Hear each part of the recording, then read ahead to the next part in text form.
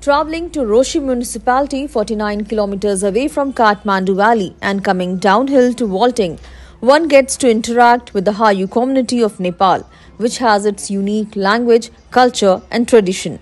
There are no monolingual Hayu members in Nepal now, so efforts are being made to train their indigenous community members in the language.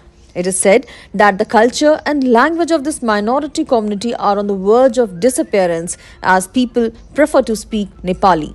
To preserve the Hayu language in Walting of Roshi municipality of district Kavrepal Chowk, the 15-day language training program is ongoing from 6 a.m. to 8 a.m. so that even school students can attend the classes without missing regular school. The language training program is organized by Hayu Society Nepal with financial support of National Foundation for Development of Indigenous Nationalities. A language class has been started at Sunkosi Rural Municipality and Golanja Rural Municipality of Sindhuli and Roshi Rural Municipality for the first time.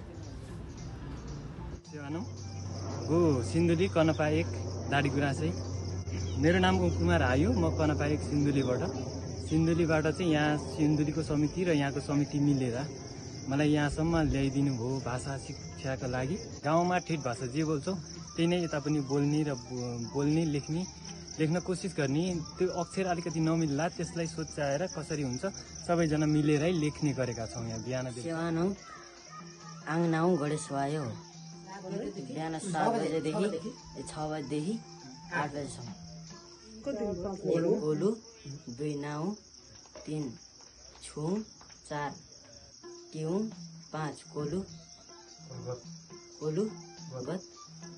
6 कोलु 7 कोलुगत now 8 कोलुगत छु 9 कोलुगत ट्यू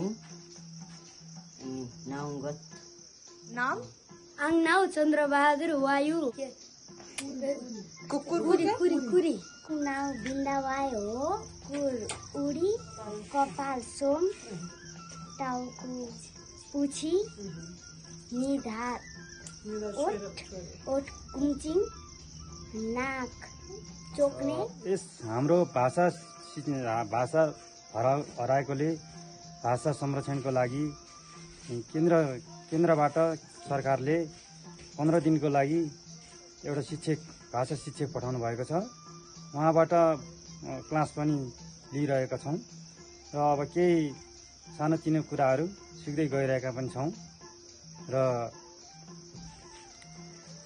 अब हाम्रो सरकारले चाहिँ यो केन्द्रबाटै भएको हो। Ethnic Hayu live on the hills to the south of Sunkoshi River Valley in Bagmati province with different dialect of Hayu language spoken in places like Walting, Ramichhap and Sindhuli. In Walting, 12 Hayu household with 85 members live who are active participant in conserving the Hayu language. Shweta Singh for Akashvani News, Kavrepal Chowk.